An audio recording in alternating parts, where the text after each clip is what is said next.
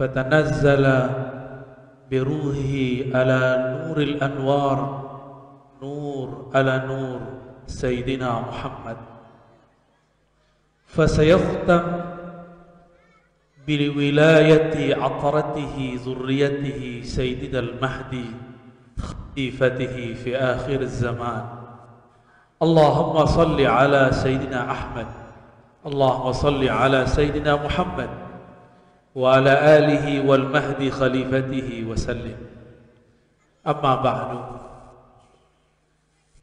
sama-sama kita cintai baginda Nabi Muhammad sallallahu alaihi wasallam, para pewarisnya, para masyayikh, para ulama, terutama para zuriatnya.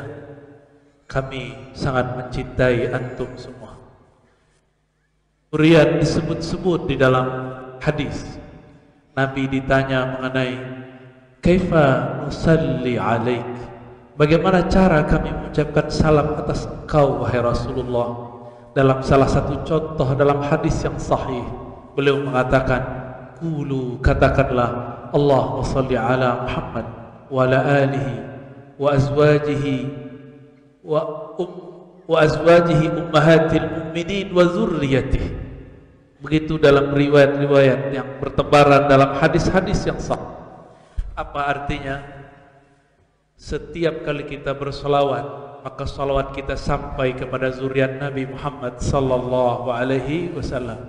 Maka ingkar terhadap wujud zuriat itu ingkar pada jidnya, kakeknya baginda Nabi Muhammad sallallahu alaihi wasallam.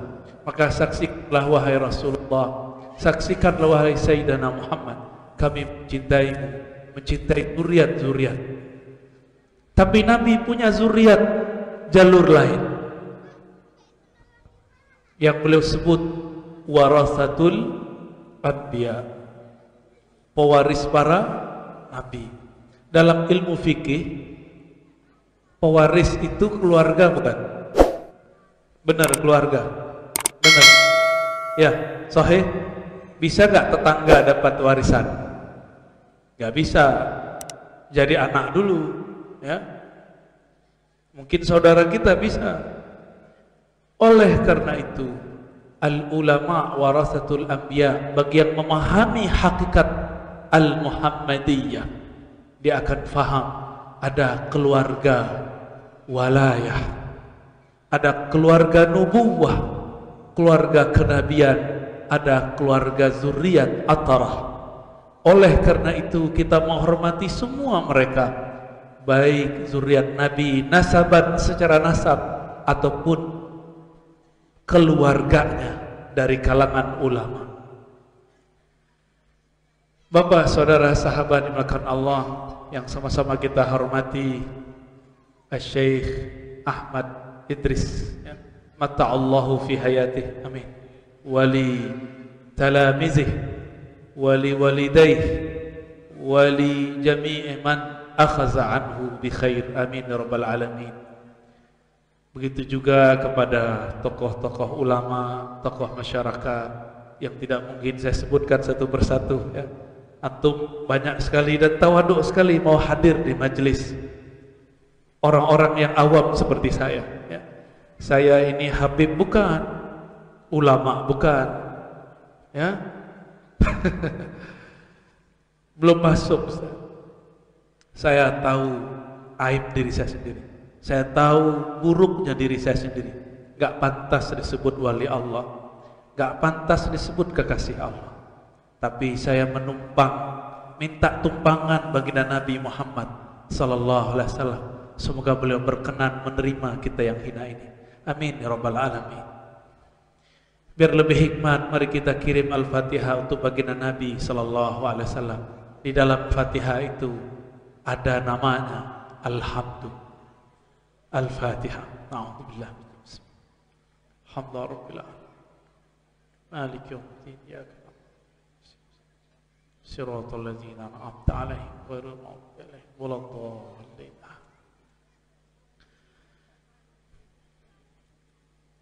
Pernahkah kita dapat riwayat? Ini hadis Imam Bukhari, diriwayatkan oleh Abu Hurairah. Abu Hurairah mengatakan,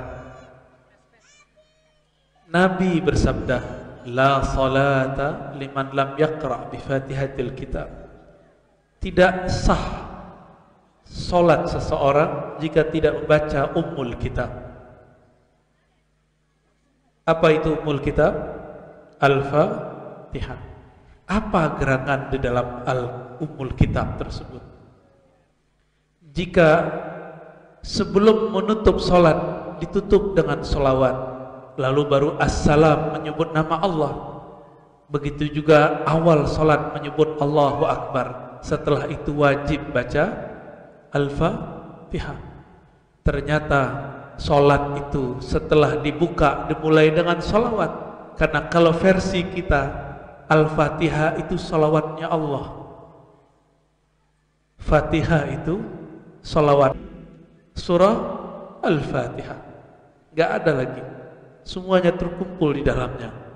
Maka semua usul-usul pokok-pokok dalam Al-Quran ada di situ. Makanya salah satu rahasia Al-Fatihah, Nabi jemput ke arah sana. Tapi coba lihat, walaupun belum Mi'raj, tapi ini kan bagian dari cerita sirah Nabi Sallallahu Alaihi Wasallam. Setelah Nabi dibedah dadanya, Nabi diterbangkan ke Al-Masjidil Aqsa. Lalu beliau diterbangkan dari Sakhra ke atas sana sampai di Arasy. Jadi setelah tembus langit 1, 2, 3 sampai 7, tembus Lauh Mahfuz, maka Nabi mendengar suara Al-Qalam, tembus ada raf-raf kursiullah sampai kepada Arasy-nya. Arasy itu juga bertingkat-tingkat. Ibn Arabi mengatakan tingkatnya 15. Dia hitung raf-raf dengan Arasy menjadi 15. Kalau dikurangi raf-raf dia menjadi 14. Dari mana hitungan itu? Itu urusan para ulama kita ya. Di hadis memang enggak disebutkan. Tapi mereka menceritakannya. Ya sirrul asrarnya mereka. Sampailah baginda Nabi ke puncaknya Arasy. Di situ salah satu ayat yang turun tidak pernah turun sebelumnya, surah Al-Fatihah. Makanya itu menjadi spirit salat. Tanpa baca Al-Fatihah salat tidak sah. Maka turun beliau bawa kewajiban salat. Jadi Al-Fatihah itu kalau kita betul-betul kenal Allah, ruh kita Allah perjalankan ke arasnya. Maka benarlah ulama kita mengatakan, bukan hadis, Al-Mi'raj, seorang yang beriman itu adalah salat. As-salatu mi'rajul mu'minin. Salat itu mi'raj, kenaikan ruhnya seorang beriman. Mi'raj bukan tanggung-tanggung ya. Cuma kalau kita bukan mi'raj, ngapain kita? Kalau salat ngapain? Mikir. Makanya gak pernah mi'raj, kehalang oleh fikir. Jadi hijabnya ruh itu fikiran. Kenapa ruh kita tidak merasakan Allah? Karena kita mencoba memikirkan Allah. Apalagi orang yang membayang-bayangkan Allah duduk di atas arasy. Apalagi yang membayang-bayangkan Allah turun sepertiga malam terakhir. Allah tidak ada maksud seperti itu. Allah ketika menyebutkan dalam lisan nabinya, yanzilu rabbuna, Rabb turun sepertiga malam terakhir, bukan itu fokusnya. Fokusnya Allah ingin berkata. Apa katanya? Hal min da'in fa ujibulah. Adakah yang berdoa pasti aku jawab. Tapi orang gagal fokus malah debat. Bagaimana cara Allah turun? Allah betul-betul turun. Ini al-jidal fima la yanfa', berdebat untuk hal yang tidak manfaat. Kita sudah sering dengar la tatafakkaru fi zatillah, jangan berfikir mengenai zat Allah, tafakkaru fi khalqillah. Bapak, saudara, sahabat pecinta Rasulullah sallallahu alaihi wasallam, jika kita cinta seseorang tapi orangnya tidak bersama kita, maka kita mencari namanya di sosial media.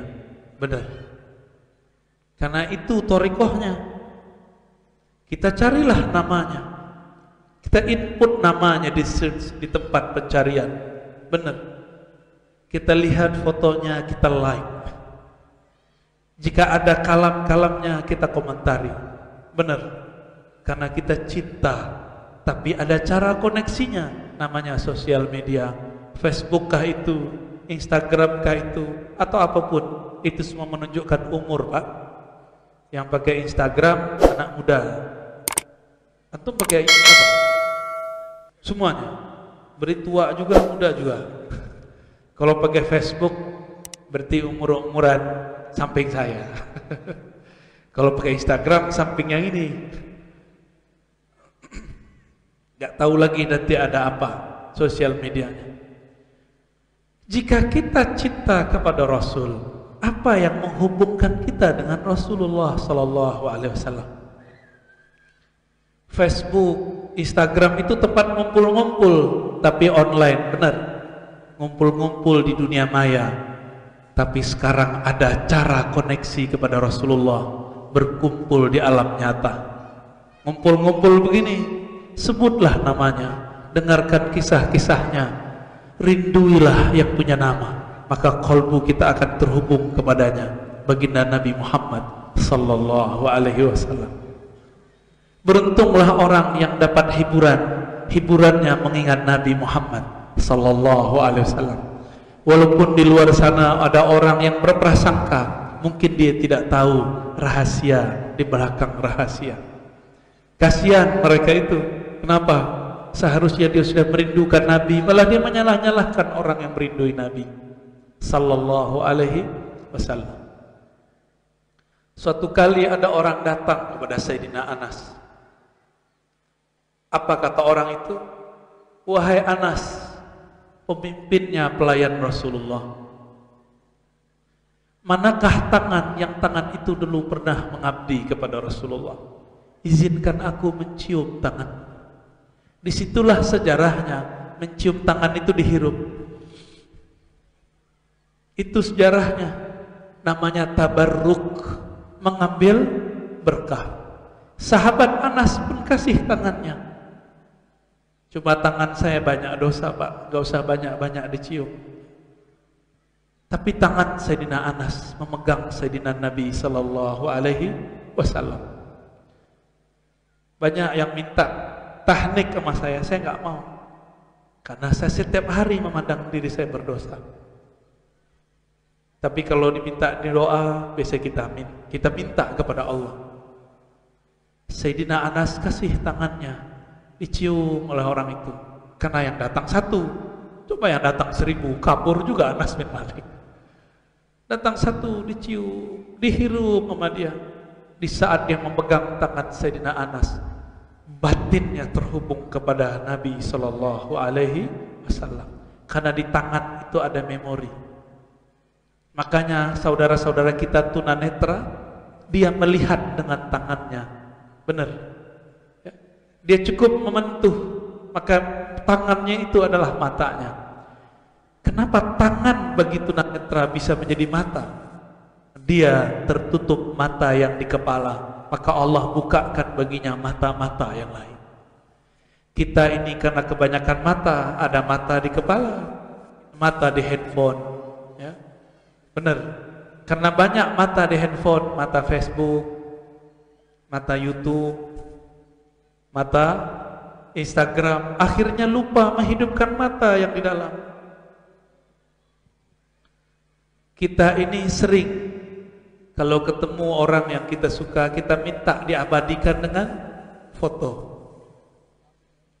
Benar? Ya, tidak salah. Cuma ada yang lebih afdol. Apa yang lebih afdol? Bacakan Al-Fatihah untuk yang kita cintai. Bacakan salam, ya Allah jaga dia. Itu lebih dahsyat daripada antum foto. Itu tembus ke hati. Kalau foto bisa hilang kena virus. Tapi kalau kita kirimkan Fatihah untuk yang berbicara, untuk orang yang kita cinta, itu masuk ke dalam batin. Kenapa Al-Fatihah? Karena Fatihah adalah salawatnya Allah. Itulah pelet abadi. Ya, itu pelet abadi, Pak. Sekali dibaca dia tidak akan pernah hilang.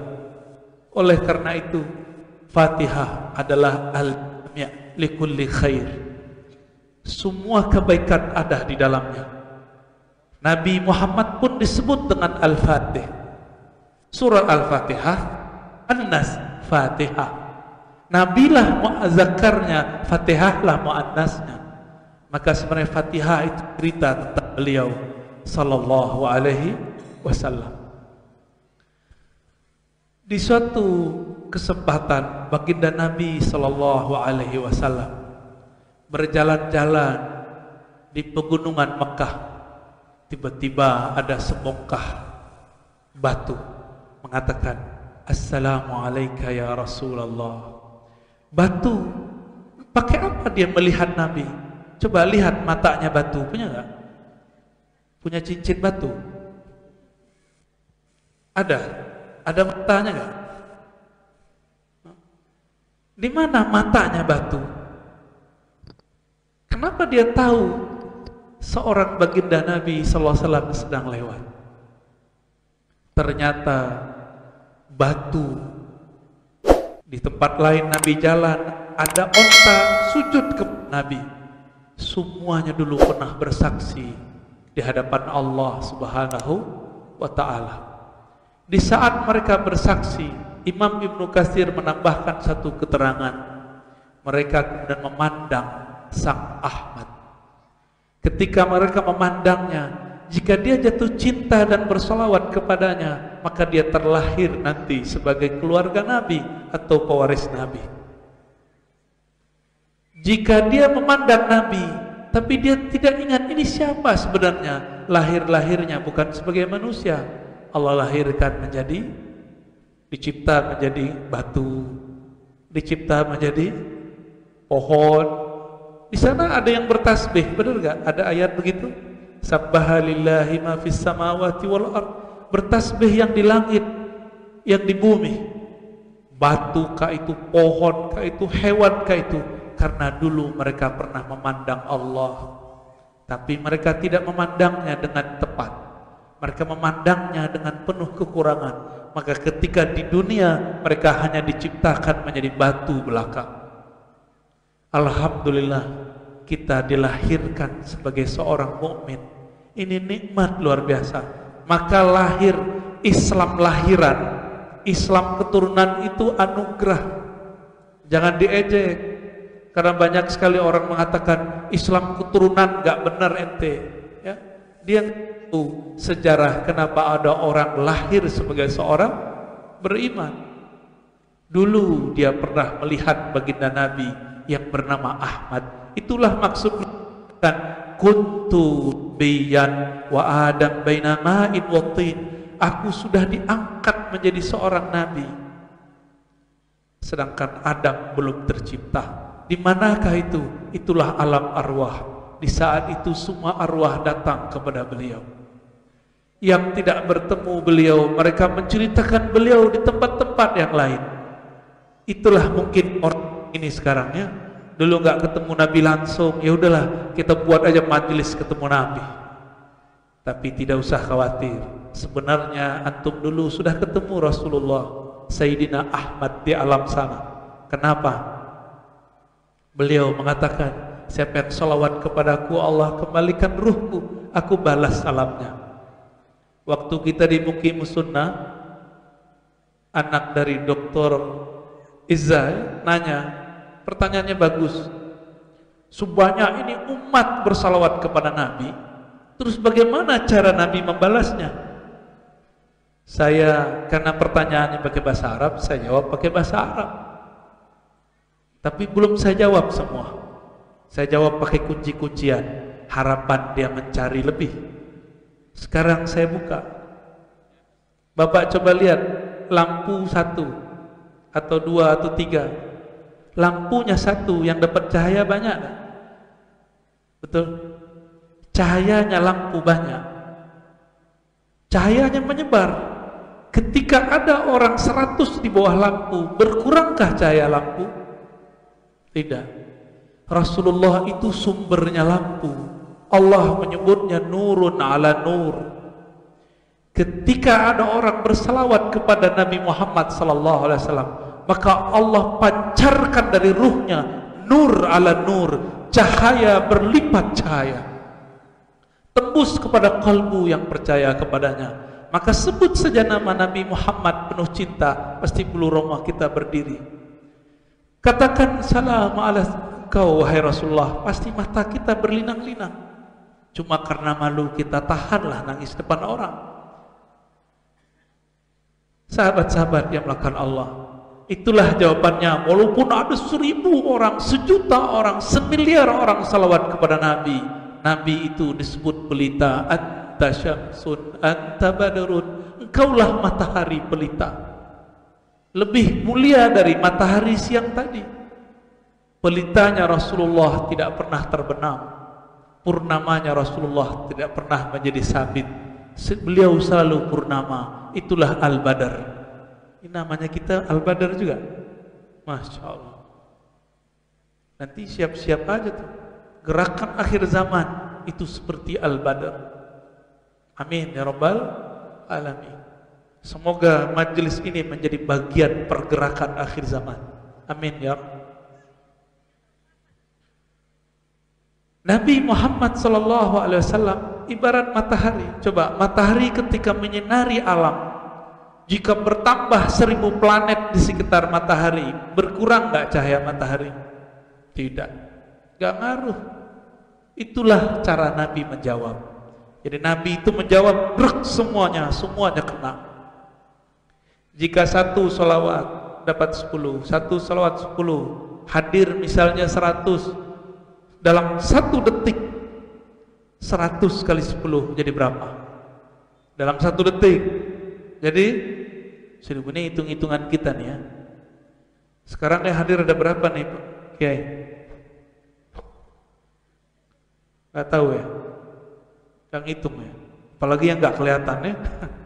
Anggaplah yang hadir 100 tadi jadi berapa? 1000. Kalau 200 jadi 2000. Kalau 300 jadi 3000. Begitulah seterusnya. Makanya kalau ingin salawat kepada Nabi, ada salawat fardi, salawat sendiri-sendiri, ada salawat jama'i. Kalau kita kurang kuat energinya, maka kita bertemu orang-orang yang kuat energi cintanya kepada Nabi Muhammad sallallahu alaihi wasallam. Hadirin hadirat, cinta itu energi. Al-mahabbatu quwwah. Cinta itu energi. Orang kalau sudah cinta jauh pun dia kunjungi, benar. Orang kalau sudah cinta gunung pun dia lewati. Kayak lagu aja ya. Itu benar. Nabi itu disebut sang pencinta yang menyebarkan cintanya pada alam semesta. Bahasa Arabnya rahmatan lil alamin. Maka pewaris Nabi pasti orang yang mencintai alam. Dia merawat alam. Maka saya meminta kepada para kiai di pesantren-pesantren tanam pohon-pohon biar hijau. Di satu pohon itu ada puluhan malaikat bertasbih. Maka orang-orang yang di pesantrennya, di perkarangannya kurang tumbuhan, itu malaikat pun kurang. Masih ingat kisah Nabi membelah pelepah kurma, satu ditancapkan ke kuburan, satu lagi ditancapkan kuburan yang lain. Apa kata beliau? Semoga yang di dalam diringankan selama itu pelepah masih basah. Di saat basah berarti masih ada malaikat yang bertasbih. Jadi kalau kita tanam pohon hijau, sejuk, tubuh merasakan sejuk, kolbu pun terasa bahagia. Ya, sepakat ya para kiai ya, para ustadz, tanam. Ya, nggak perlu nunggu dana pemerintah. Banyak kita pohon di sini. Ya, nunggu pemerintah dananya susah turun. Turun pun mungkin kena sikut di atas ya. Turun-turun sudah didiskon. Hobi diskon soalnya. Suatu kali Nabi sallallahu alaihi wasallam berjalan di kampung-kampung Madinah. Jadi Nabi ini suka jalan-jalan. Dan jalannya tidak sendiri, dia ajak 1 atau 2 orang. Karena 1-2 orang ini akan jadi saksi apa yang terjadi. Di saat berjalan, sampailah pada satu kampung. Ada seorang perempuan datang kepada baginda Nabi, "Wahai Rasulullah, anakku sering kesurupan, sering diganggu jin, Ummu Sibyan." Bahasa Arabnya begitu. Kalau bahasa kita Ummu Sibyan apa nih, geng? Kuntilanak? Enggak. Apa Ummu Sibyan? Jangan hadir ya Ummu Sibyan, pergi sono. Enggak hadir dia ya, jauh dia insyaallah. Anak ini kemudian tidak dibacakan apa-apa, cuma Nabi tapping, Nabi cuma sentuh sedikit, ketuk 1, 2, 3 kali, lalu pergilah setannya, pergilah jinnya, sembuh sedia kala. Apa kata Nabi? Ukhruj ya aduwallah, wahai musuh Allah, pergilah, pergilah ya. Kita ini karena bukan pewaris Nabi, meruqyah orang udah setengah jam, gak kabur-kabur setannya. Katanya hafiz ya. Hafiz berapa juz antum ya? Baca coba. Emang begitu cara Nabi meruqyah? Tidak. Meruqyah cara Nabi itu cara rahmatan lil. Saya heran ngeliat orang ruqyah pakai pukul-pukul dia. Ya, enggak ada rahmatnya. Saya mau tanya, seandainya itu jin, jin itu alam bukan? Alam ini berhak dapat cinta Nabi Muhammad sallallahu alaihi wasallam. Jika kita benar pewaris Nabi, kita cintai mereka semua. Maka jin pun kita sayangi. Gak boleh antum disakti mau hantam-hantam jin. Kalau dia gak ganggu, ngapain kita hantam? Usir aja dulu. Gak mau diusir, baru cubit. Gak mau dicubit, baru gorok. Terakhir itu ya, kan ada juga yang bandel-bandel itu. Ada tekniknya Pak. Lalu Nabi Shallallahu Alaihi Wasallam jalan lagi, belusukan, ya. Belusukan sunnah, karena ada belusukan tak sunnah, ya. Belusukan mau nyalon enggak juga. Ini belusukan Nabi nggak perlu nyalon, belum lahir udah jadi Nabi. Mau nyalon jadi apa? Jalan, tiba-tiba Nabi disamperin, didatengin oleh orang Arab Badui, dasar Arab Badui. Apa kata dia? Muhammad, ente benar Rasul. Nah, gitu ngomongnya.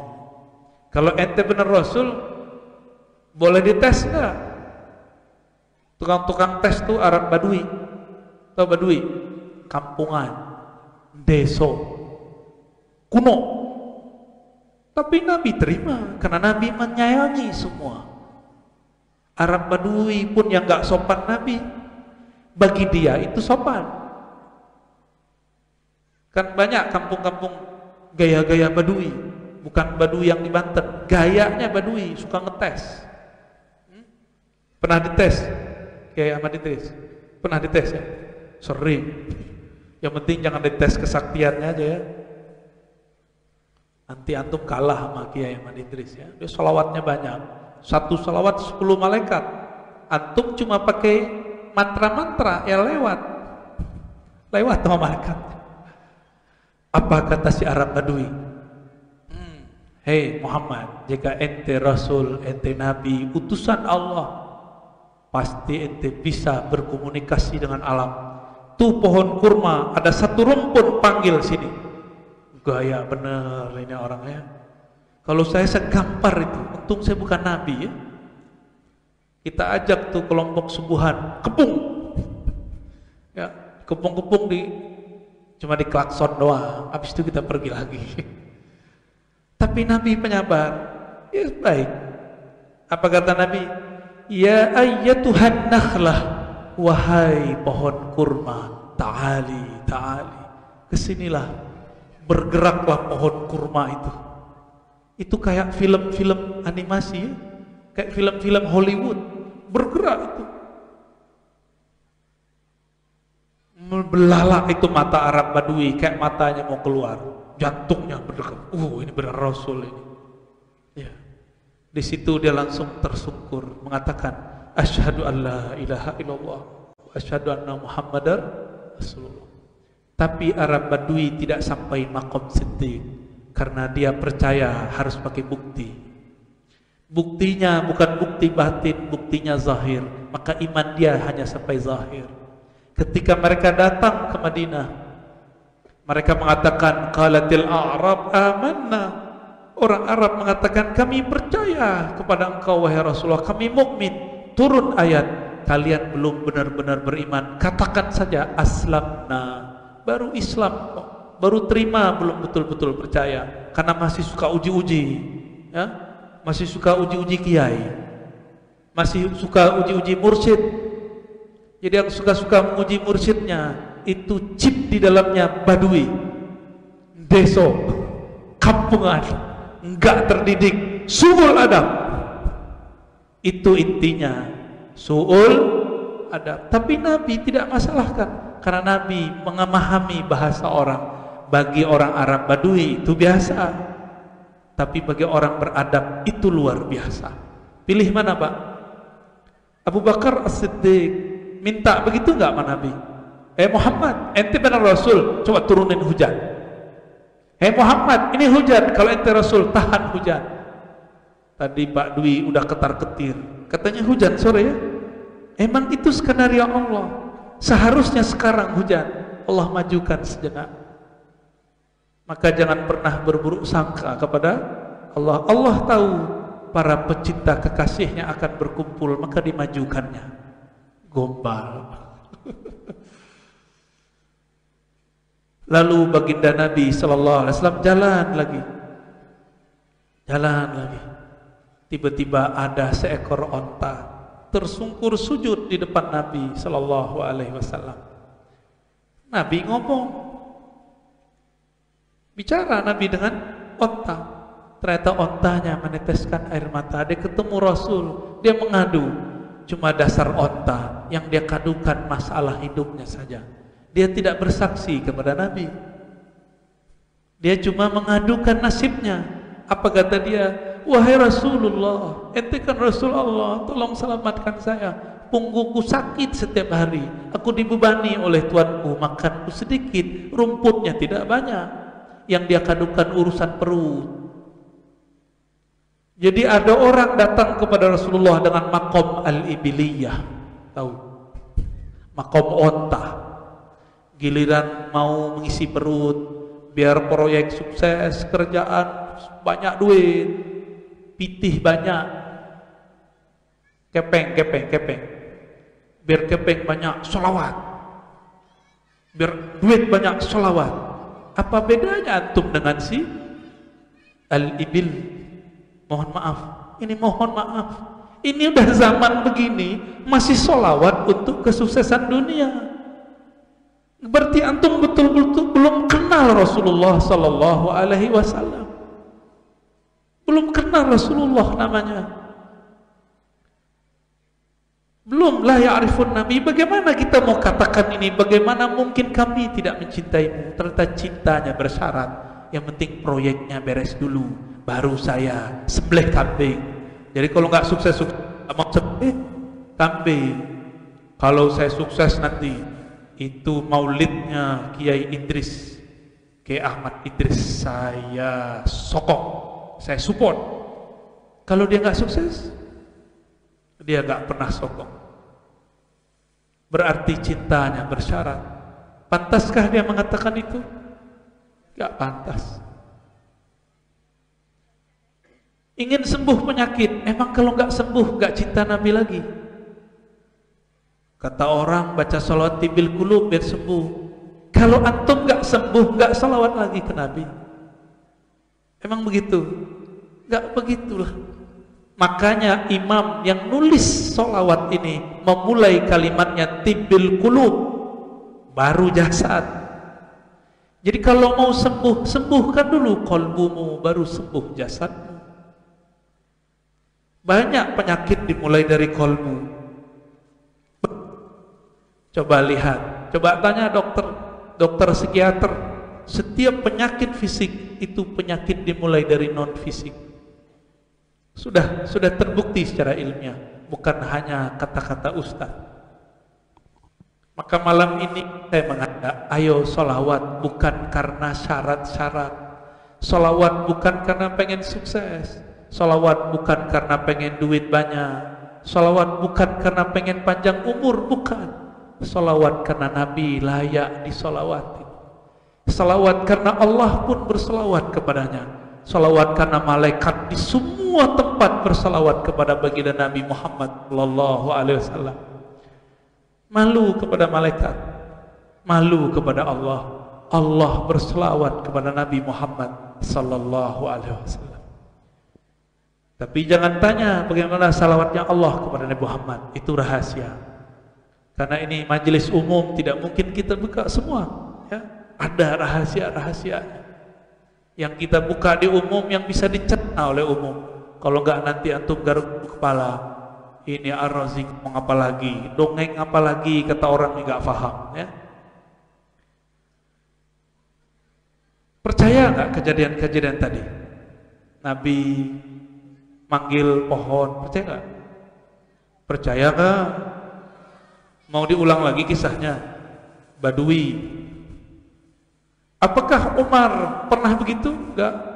Utsman pernah begitu? Enggak. Ali pernah begitu? Enggak. Mereka ini percaya tanpa syarat. Mereka berkorban tanpa syarat.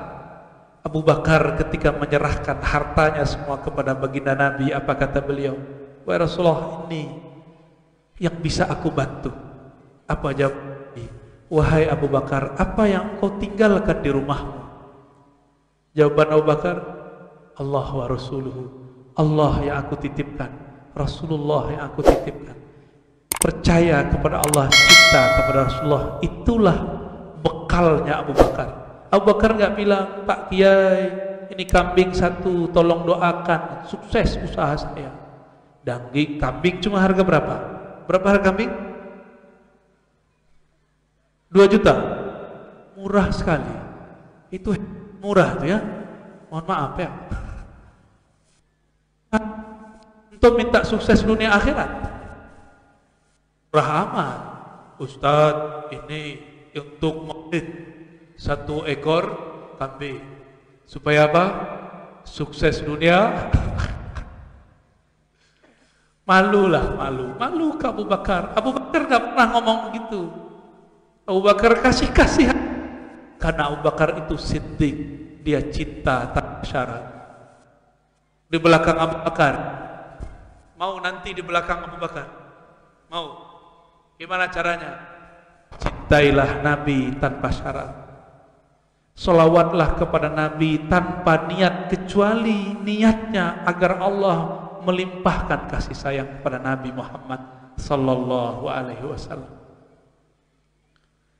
Ketika Nabi Muhammad sallallahu alaihi wasallam masih kecil, ya. Kisah kecilnya ini diungkit-ungkit oleh Abu Darda. Datanglah Abu Darda dalam riwayat Imam Darimi, tadi riwayat Imam Abu Nuaim, Tabarani dan imam-imam yang lain, Imam Baihaqi. Di riwayat Imam Darimi, Abu Darda bertanya, "Wahai Rasulullah, kapan engkau tahu engkau sudah jadi Nabi?" Walaupun hadis ini sudah sering kita dengar, apa salahnya kita ulang sekarang ya, supaya kita tambah cinta kepada Nabi Muhammad sallallahu alaihi wasallam. Apa jawaban Nabi?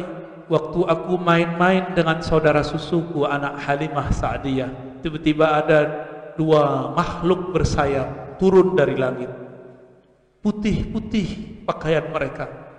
Yang satu ngomong, "Heh, emang itu dia orangnya?" Kata yang satu lagi, "Emang," gitu. Yang ngomong emang kedua itu Jibril.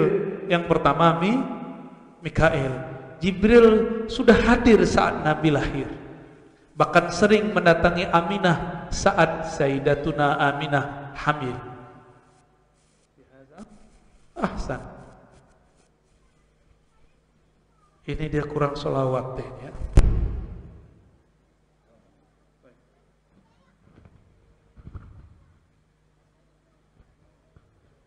Apa kata Mikail? Huwa, emang dia namanya Muhammad. Jibril jawab gimana? Huwa, nah dia orangnya. Jadi malaikat itu dialog juga Pak. Jadi malaikat tuh ngeliatin kita juga tuh. Memang dia hadir malam ini gitu. Diliatin tuh Pak. Ditanyain tuh mereka tuh, di absen sama mereka. Dongeng apa lagi katanya. Lalu apa kata Nabi? Dua malaikat ini tiba-tiba mengambilku, menggendongku, yang satu membedah tenggorokanku sampai ke dadaku. Dibelahlah, diambil jantungnya, dibersihkan, dimasukkan kembali. Karena ini operasi malaikat, jadi nggak luka. Tapi kalau yang operasi Pak Dokter, Bu Dokter, mungkin luka. Nah, inilah pengobatan atau teknologi malaikat, ya, teknik-teknik malaikat. Kita tidak bisa, Pak. Mungkin orang-orang tertentu Allah izinkan. Itu kejadiannya kapan? Nabi Muhammad lagi main kejar-kejaran sama anak Sayyidatuna Halimah Sa'diyah. Itu umur berapa? Anak-anak kalau kejar-kejaran umur berapa? Ini umur berapa deh? 6 tahun, kira-kira seumur inilah, 6 atau 7 tahun inilah, ya. Coba, antum masih ingat nggak dulu kejadian umur 5, 6 atau 7 tahun? Nggak ingat ya? Main pasir mulu ya? Atau mandi di Sungai Musi? Iya betul. Mandi benar, pulang-pulang dipukul sama bapaknya. Mandi kau, renang kau, mati kau. Ya, emang begitu. Gak ingat ya? Kita seumuran anak-anak ini gak ingat, tapi Nabi ingat. Terus dari mana sebenarnya cerita Aminah lagi perutnya hamil, lalu diceritakan bahwa Jibril datang, malaikat datang, nabi-nabi datang, ucapin salam, dan mereka mengatakan Sammi waladak Muhammadan, sebutkan namai anakmu dengan Muhammad. Itu dari mana? Walaupun secara riwayat ada rawinya, tapi sebenarnya Nabi Muhammad sudah tahu. Kenapa? Kuntu nabiyyan, aku sudah nabi. Adam belum ada, Aminah belum ada, Abdullah belum ada. Jadi belum ngerti, Pak. Baru dengar ya, dongeng lagi. Tapi ini dongeng sahih. Ini asli. Nabi Muhammad mengenal, mengingat sesuatu yang nggak bisa diingat orang lain. Jangankan cuma ingat waktu beliau di perut ibu, beliau bisa ingat beliau jadi nabi di alam sebelumnya. Ada yang ingat dulu ngapain? Antum ingat nggak dulu waktu di alam ruh kita ngapain? Nggak ada yang ingat kan? Karena tidak ada yang ingat, diutuslah nabi wafat, diangkatlah wali. Supaya ruh-ruh ini ingat lagi bahwa dia dulu pernah bersaksi kepada Allah, memandang kepada baginda Rasulullah Sallallahu Alaihi Wasallam. Jadi orang-orang yang hari ini beriman itu dulu dia mengitari Nabi, datang kepada Nabi, sowan kepada Nabi yang bernama Ahmad Muhammad. Jadi ini kita ngulang-ngulang aja, Pak. Alam ini cuma muter-muter aja kayak orang tawaf. Tawaf kan muter. Tapi putaran pertama, walaupun tempatnya sama dengan putaran kedua, tapi rasanya berbeda, pengalaman batinnya berbeda. Ini nggak tahu sudah putaran keberapa nih kita hidup di alam semesta. Sebelum masuk nanti ke alam yang setelahnya.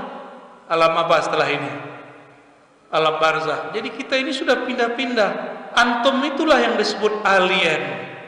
Ya, jadi nggak usah nyari-nyari alien ke planet lain. Kita alien itu. Nggak percaya tuh? Ini muka-muka alien ya, macam-macam mukanya. Nabi Adam itu dulu di mana dicipta? Surga. Surga di mana? Inda sidratil muntaha. Di sisi sidratul muntaha. Sidratul muntaha kata Nabi dalam hadis Imam Bukhari, seperti syajarah, daunnya seperti telinga al-fil. Telinga apa? Gajah. Disitulah tertulis nama kita jam sekian di malam Rabiul Awal pertama ya. Semuanya si fulan bin fulan, fulan bin fulan, fulan bin fulan hadir bersalawat kepada Nabi Muhammad sallallahu alaihi wasallam. Ditulis Pak di situ. Kita sekarang cuma menjalaninya. ditulis di situ, tapi Allah berikan kesadaran kepada pikiran kita, kesadaran kepada kalbu. Kita pilih jalan yang mana, di saat hadir tasdik atau saat hadir takzib, saat hadir menerima atau saat hadir kita malah menolak, saat hadir bertawadu atau saat hadir masih merasa dirinya ada sesuatu. Itu aja bedanya. Kita di majelis selawat nih, terus antum masih merasa alim, nanti pas ganti alam kita nggak dipilih lagi ikut majelis Rasulullah, nggak dipilih lagi Pak. Maka malam ini jangan ada satu titik pun terasa saya lebih alim dari yang di samping, dari yang di depan. Nggak boleh. Saya lebih suci daripada kalian, nggak boleh. Sekali terbersit itu, kita nanti tidak diizinkan bermajelis dengan baginda Nabi Muhammad sallallahu alaihi wasallam. Paham adab masuk majelis? Itu sebabnya masuk majelis itu baca istighfar, baca ta'awuz, supaya syaitan tidak membisikkan kepada kita, kamu orang paling suci, kamu paling alim, kamu tuh ilmunya lebih dari fulan. Hati-hati. Sekarang masih datang ke majelisnya. Kalau ini tidak kita kelola, nanti kita tidak diizinkan bermajelis dengan Nabi Muhammad sallallahu alaihi wasallam. Nanti di padang mahsyar semua para nabi berkumpul. Lalu mereka di saat berkumpul itu, ternyata para nabi ini dicari-cari oleh umat manusia. Dicari semuanya. Di Kitabul Iman bagian-bagian akhir Sahih Bukhari dan Muslim itu diceritakan detail sekali. Saya kalau membaca itu saya menggigil sendiri. Umat manusia bingung. Ini negeri apa ini? Gak ada yang jemput, gak ada yang nemenin. Bingung semua. Semua orang bingung. Maka mereka mengatakan, kita cari aja Nabi Adam. Datanglah ke Nabi Adam. Apa kata mereka? Wahai Adam, anta jadduna, engkau adalah jid kami, engkaulah jid kami, kakek kami, tolong berilah kami syafaat. Apa kata Nabi Adam? Kalian gak salah, kalian ini bermasalah begini kan karena aku juga yang makan buah yang dilarang. Carilah Nabi setelahku, Nabi Nuh. Terus datang ke Nabi Nuh juga ngomong begitu. Waduh, kalian ini kan yang selamat dari sebagian umat manusia yang aku doakan agar hancur. Jadi dulu kalian punya om-om banyak, itu saya doakan semuanya mati. Kata Nabi Nuh, saya nggak tega, kok saya mendoakan mereka keburukan. Carilah Ibrahim. Nabi Ibrahim didatangi. Nabi Ibrahim mengatakan, hei umat manusia, ini Ibrahim temannya Allah, tapi pernah berbohong 2 kali. Walaupun bohongnya untuk menyelamatkan diri, dan bohongnya itu tidak dosa, tapi Nabi Ibrahim hanya cari-cari alasan. Sebenarnya memang beliau kalaupun nggak melakukan itu tetap nggak bisa bantu. Ini alasan aja ya, alasan Nabi Ibrahim supaya bisa jawab. Pinternya Nabi Ibrahim ya. Kita ngomong begitu bukan sul adab. Nabi Ibrahim malah senang, ente tahu urusan aneh ya, ente ngerti juga rahasia. Dari mana kita tahu kalam ini? Nanti kata Nabi Ibrahim, datang ke Musa. Nabi Musa bilang datang ke Isa. Isa bilang datang ke Muhammad. Nabi Muhammad ngomong, jangankan kalian, Ibrahim itu butuh syafaatku. Terus kita siapa? Jadi seandainya Nabi Ibrahim pun tidak berbohong, Nabi Ibrahim tetap akan butuh syafaat baginda Nabi Muhammad sallallahu alaihi wasallam. Secara nasab Nabi Ibrahim kakeknya Nabi Muhammad, tapi secara hakikat Nabi Muhammad adalah ayahnya Nabi Ibrahim. Maka disebutlah Muhammad Abul Arwah. Muhammad itu bapaknya para arwah. Benar pakai, kalau salah mau ditegur ya. Benar, Muhammad Abul Arwah. Nabi Muhammad itu bapaknya para ruh. Secara zahir nasab benar. Nah ini pesan saya untuk orang yang merasa nasabnya tinggi, anak kiai, anak habib. Betul antum mulia, tapi dalam diri antum belum tentu mulia. harus disesuaikan frekuensi kemurnian di luar dengan yang di dalam. Jika tidak, di alam nanti mungkin dibuang oleh Sayyidah Fatimah, nggak diterima nanti. Maka ahlu bait itu kalau dosa, dosanya digedein Allah. Kalau kita yang hidung pesek ini, ya, kalau kita maksiat satu aja, kecil-kecil, besar-besar. Kalau ahlu bait zuriat Nabi, dosa Allah pandang besar, karena di darahnya ada darah suci Rasulullah sallallahu alaihi wasallam. Nasab mulia boleh, tapi ruhnya belum tentu lebih tua. Ya. Ruh siapa yang lebih tua? Ruh yang paling kenal abur ruh, yang paling dekat kepada abur ruh, Nabi Muhammad sallallahu alaihi wasallam. Maka di akhir zaman ini zaman kita ya, mari membuka kembali kajian-kajian tentang kerohanian Nabi Muhammad sallallahu alaihi wasallam. Itu Barzanji, apa Simtud Duror, tadi apa dibaca? Ad-Diyaul Lami. Itu gelar yang dikasih ke Ane waktu di Pekanbaru tuh kayaknya. Ya. Itu semua ada sisipan-sisipan rahasia-rahasia sebenarnya. Semoga nanti para masyaikh, para kiai ini mengupasnya di lain waktu. Atau ini kan masih ada ke depannya, masih ada malam besok. Ambil beberapa bait syarah, ambil beberapa bait, sebutkan rahasia-rahasia yang mereka titipkan, yang mereka simpan dalam bait-baitnya. Sampai jam berapa kiai? Sampai subuh. Mau subuh tidur, gagal cinta Nabi ya. Tapi kita nggak boleh salahin orang. Ngapain ente maulid kalau subuhnya nggak bangun? Itu dua hal yang berbeda. Maulid. Masalah dia nggak bangun subuh itu urusan dia, bukan salah maulid. Ini orang gagal fokus, pengen nyalah-nyalahin, cari kesalahan. Ngapain ente maulid kalau subuhnya nggak bangun? Ada orang di luar sana nggak maulid, nggak subuh, kenapa nggak disalahin? Nggak ada kaitan, nggak fokus. Jadi orang-orang yang nggak fokus ini susah juga ngobrol sama mereka ya. Kita ngomong A, dia jawabnya B. Kita ngomong B, dia pakai Z ya. Suka-suka lah. Kul tamatta'u bi ghaizikum. Suka-suka, marah-marah lah ya. Baik. Nabi Muhammad sallallahu alaihi wasallam kenal dan ingat waktu kecilnya, bahkan ingat waktu di perut ibunya, bahkan beliau ingat di saat alam arwah. Makanya Nabi Muhammad sallallahu alaihi wasallam ketika ada orang datang, Nabi nanya, ada yang nanya, jadi Nabi kayak dosen, kayak kiai, ada pertanyaan, kadang-kadang Nabi nanya gitu. Tahu-tahu ada sahabat berdiri, "Ana ya Rasulullah." Dikira mau nanya yang bagus. Pertanyaannya apa? "Man ana ya Rasulullah." Tuh kan gaya deh. Ane siapa wahai Rasul?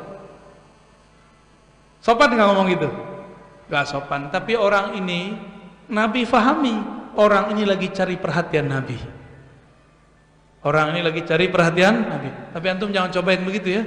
Kami soalnya bukan Nabi, jadi tidak punya kesabaran seperti Nabi. Ya, kalau ada yang begitu kita diamin aja ya.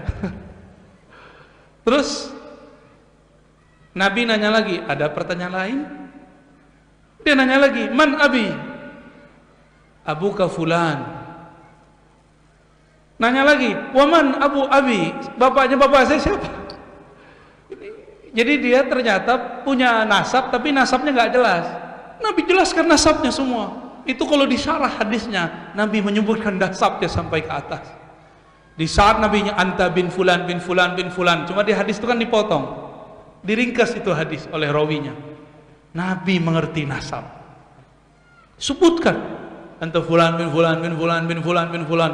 Mendengar Nabi menjawab begitu, tapi Nabi suaranya mulai meninggi, kira-kira begitu. Sayyidina Umar langsung mengatakan, "Ya Rasulullah, asyhadu an la ilaha illallah wa anna Muhammadan Rasulullah." Langsung Umar menegur sahabat yang tadi. Lalu mereka tobat, mengulang syahadatnya. Semuanya menangis. Ngetes Nabi dia ya. Minta ilmu nasab dia ke Nabi. Saya bukan ahli nasab Pak ya, jangan tanya nasab antum, gak aneh ya.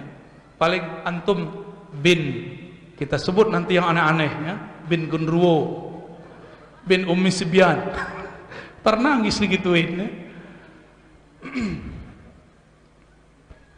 Nabi Muhammad sallallahu alaihi wasallam ketika terlahir, Sayyidah Aminah mengatakan, ra'aitu nuran yakhruj, aku melihat nur keluar dari diriku. Kata orang sebelah, orang tua Nabi masuk neraka. Ayo gimana? Antum terima? Ini bukan provokasi loh ya. Ada Pak Polisi nggak? Mohon maaf, ini bukan provokasi. Antum terima nggak orang tua Nabi dibilang orang tua Nabi masuk neraka? Terima nggak? Kata dia ada hadisnya. Gimana jawabnya? Suruh dia bacain hadisnya. Anggaplah sekarang dia ada ya. Sekarang lagi jawab dia. Ini loh hadisnya. Ja rajulun lan Nabi sallallahu alaihi wasallam. Nabi didatangi seseorang lalu bertanya, "Aina abi?" Di mana abahku wahai Rasulullah? Kata Rasulullah langsung kasyaf. Allah bukakan alam neraka dan surga. Dilihat-lihat daftar namanya nggak ada di surga. Jadi Nabi itu megang daftar nama orang surga, daftar orang masuk neraka. Makanya Nabi tahu, wah abah ente masuk neraka. Tapi kan nggak bisa ngomong kayak kita canda-candaan. Ini lagi serius, ini orang lagi serius. Karena dia mungkin beberapa hari mimpi bapaknya terus. Sedih gak orang ini? Sedih, maka dia buang muka. Falamma qafa, ketika dia berpaling pergi, Nabi panggil, wahai sahabatku sini. Nabi nggak tega ketika keceplosan menyebutkan rahasia masa depan, bapak ente masuk neraka. Nabi kemudian ingat, aku kan rahmatan lil alamin. Bisa nggak tuh di switch sebenarnya? Sebenarnya bisa aja Nabi kasih syafaat selesai. Cuma Nabi nggak boleh cerita begitu. Itu hukum takdir. Kalau pakai syafaat selesai sebenarnya. Syafaat itu bukan hukum takdir Pak. Jadi antum kalau dihukumi pakai takdir mungkin masuk neraka semua, termasuk aneh. Tapi kalau pakai syafaat terbebas kita dari neraka. Maka minta syafaat itu wajib setiap hari dengan cara berselawat kepada Nabi sallallahu alaihi wasallam. Apa kata Nabi? Oi fulan, jangan sedih, kira-kira bahasa begitu. Bapak aneh, bapak ente sama-sama di neraka. Supaya dia nggak sedih. Bapak Nabi nya masuk neraka. Ya sudahlah, nggak usah sedih lah. Kira-kira begitu. Jadi Nabi tega nggak bikin orang sedih? Dia nggak ngerti hadis ini. Ini orang yang ngomong orang tua Nabi masuk neraka, tamat Madinah loh Pak ya. Gak ada urusan ternyata mau tamat mana. Kalau nggak ngerti adab kepada yang terkubur di Madinah itu, pulang-pulang tetap tidak beradab. Dia injak rumput-rumput, dia injak pasir-pasir yang dulu diinjak oleh Rasulullah. Terus dia mengajarkan kepada jamaahnya, orang tua Nabi masuk neraka. Kira-kira gimana? Jika sahabat ini sedih, Nabi lebih sedih nggak? Nabi hatinya lebih lembut, lebih halus. Pasti Nabi lebih sedih. Seandainya benar orang tua Nabi masuk neraka, seandainya benar, tolong jaga hati Nabi. Seandainya hadis ini benar nih ya, jangan diungkit-ungkit. Cukuplah itu terdata, terinput dalam Sahih Muslim, tapi kita tidak kalamkan. Betapa banyak hadis sahih pemahamannya tidak sahih. Bahkan Quran yang pasti sahih itu pemahaman orang terhadap Quran tidak sahih, apalagi hadis Nabi. Siap jaga adab ke Nabi? Siap mengawal ulama-ulama kita yang membela Nabi? Ya, kalau ada orang bilang orang tua Nabi neraka, kita apain? Jangan ditonjok Pak. Ya, diajarin adab ke Nabi. Ya, antum kayaknya udah siap aja nih mau perang. Jangan, tar dulu perangnya nanti. Sekarang perang argumen dulu, perang adab. Ajarin dia adab. Ajarin dia bilang ini, kalau ada orang ngomong orang tua ente masuk neraka gimana? Kalau dia mungkin terima kali ya, karena dia memusyrik-musyrikan abahnya kali. Kalau kita nggak berani, itu su'ul adab kepada Nabi Muhammad sallallahu alaihi wasallam. Ini badan saya udah mulai alarm nih. Udah 1,5 jam ya. Gimana Kiai? Khalas. Hah? Antum senang amat didongengin ya? Senang diceritain. Padahal bisa baca sendiri. Lanjut cerita Nabi. Ketika Nabi Muhammad sallallahu alaihi wasallam, ini loncat-loncat ceritanya. Kita ambil clue-clue yang indah-indah supaya kita tambah mengerti siapakah Rasulullah yang kita sebut-sebut. Ketika Nabi Muhammad di padang mahsyar, para nabi pun minta bantuan Nabi. Bantuan itu, mungkinkah kita dapat bantuan kalau kita tidak kenal? Mungkin nggak?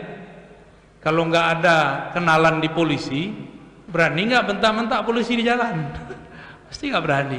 Pak polisi itu baik-baik Pak. Cuma kita ini kalau pas di stop, kita ditegang. Langsung lawan Pak polisi. Pak polisi kan bukan malaikat, dia bisa marah deh. Ya. Kita marah, dia marah juga. Kadang-kadang dia mainin ya. Ya mereka kan bashar, manusia juga. Nabi Muhammad sallallahu alaihi wasallam, kalau kita nggak punya kenalan yang membawa kita kepadanya, gimana nasib kita nanti di padang mahsyar? Seperti antum nggak punya kenalan di jalan, ditilang Pak polisi. Syukur-syukur yang nilang tetangga samping. Syukur-syukur majelis, satu majelis. Saya pernah ditilang sama polisi ya, di jalur Sudirman, Jakarta. Habis ngisi pengajian, kena ganjil genep. Ganjil genep. Saya waktu itu belum hafal plat mobil saya berapa. Walhasil ditilanglah, udah ditulis. Saya nggak pakai kopiah Pak, kopiah saya sembunyiin emang. Kita mau uji juga nih Pak polisi. Pak polisi ini hormat nggak sama orang yang khidmah buat agama? Udah ditulis, udah tanda tangan, udah disita itu SIM saya. Kan gawat kalau SIM kita disita, ya gak? Terus dia bilang, Bapak mau kemana? Dari mana? Wow, manusia nih, bukan robot. Saya dari pengajian, mau pengajian. Terus kok lewat sini Pak? Saya mau lewat ke kiri, tapi saya nggak tahu jalan Pak. Jujur aja. Itu kertas langsung dia masukin. Udah, Pak Ustadz, ganti namanya. Tadi Pak Ar-Razi, sekarang dipanggil Pak Ustadz, jalan. Hati-hati Pak Ustadz, malah dihormat sama kita. Ya, saya jadi GR Pak. Di situ saya paham, ternyata yang jaga di jalan itu banyak orang baik juga. Ternyata usut punya usut, di antara mereka itu banyak juga yang suka majelis sholawat. Cuma antum kan suuzonanya sama polis ya. Kalau itu karena dia tahu dia suka pengajian. Cukup kita sebut saya suka pengajian, saya dikasih syafaat Pak di jalan. Ukuran hukum saya ditilang. Tapi syafaat karena menyebut pengajian. Itu baru di jalan dunia. Kalau gimana di jalan akhirat? Syafaat itu perlu sekali. Tapi masalahnya pengajian udah nggak ada di padang mahsyar. Jadi antum ditanya antar sama malaikat, mau kemana? Mau pengajian? Dia bilang, bro, udah nggak ada pengajian di sini. Bohong tuh ya. Terus gimana? Harus jawab, saya umat Muhammad sedang mencari baginda Nabi Muhammad. Jika engkau malaikat tahu kemana arahnya, tunjukkan aku. Malaikatnya bilang, saya juga nggak tahu. Saya juga mau tahu, mau tanya kepada engkau. Katanya ente umat Muhammad, dulu pernah sholawat gak di muka bumi? Malah dikerjain malaikat tertu ya. Nabi Ibrahim, Nabi Adam, Nabi Nuh, Nabi Musa, semuanya butuh syafaat Nabi. Apalagi kita ya, bukan Nabi. Bagaimana supaya kita dibantu orang?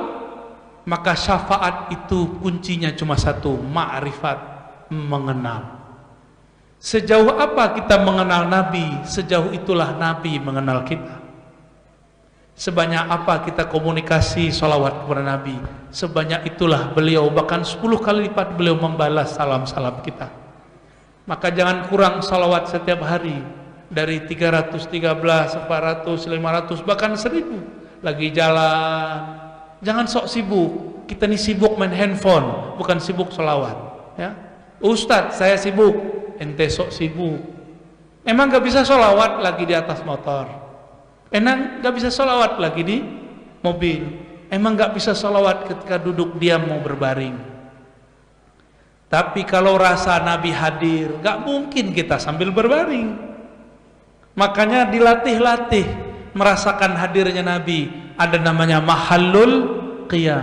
Mahallul qiyam itu belajar-belajar menghargai, menghormati kalau Nabi hadir. Pertanyaannya, Nabi masih ada gak? Tadi kita udah baca satu selawat, ruh Nabi jawab. Kalau Nabi jawab, ruhnya di bumi ini atau di alam ruh? Di alam ruh. Ruh kita dengan ruh Nabi, kata beliau, al arwah junudun mujannadah. Isi cukup renungi. Salah apa aku dulu di alam surga, ya. Jadi nggak usah disesali. Emang ini sudah jalannya, dan itu tidak masalah, ya. Nabi Muhammad sallallahu alaihi wasallam mengatakan, Anal Fatih, akulah sang pembuka. Semua nabi tidak bisa buka jalan, akulah yang buka. Saya baru disampaikan oleh guru saya beberapa hari yang lalu, kisah yang kita kenal selama ini, tapi kami pun baru sadar. Kenapa satu-satunya Nabi yang naik ke langit lewat pintu yang ada di Masjidil Aqsa, yang di situ ada satu batu, namanya batu apa? Sakhra. Ya, satu-satunya batu yang Nabi SAW dulu naik dari situ ke arsy Allah. Satu-satunya nabi yang lain tiada begitu. Nabi Musa mi'rajnya ketika berkalam, mi'raj rohani. Nabi Nuh, Nabi Yunus, semuanya. Nabi Ibrahim mi'raj ketika dibakar. Ketika beliau dibakar, beliau sibuk membaca hasbunallah wa ni'mal wakil. Api menjadi dingin. Itulah mi'rajnya Nabi Ibrahim. Dia tidak merasa dengan api, dia mendengar kalam Allah kepada api, ya nar kuni bardan wa salaman ala Ibrahim. Wahai api, didengar oleh Nabi Ibrahim, jadilah kamu dingin.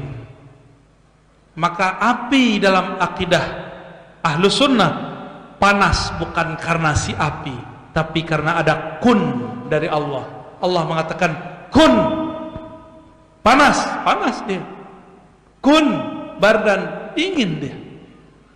Jadi kalau kita dihadang api, kita berlindungnya kepada Tuhan api yang berkalam kun kepada api, bukan kepada apinya. Tapi sayang di bumi ada yang menyembah api, namanya kaum Majusi. Kembali ke Nabi sallallahu alaihi wasallam.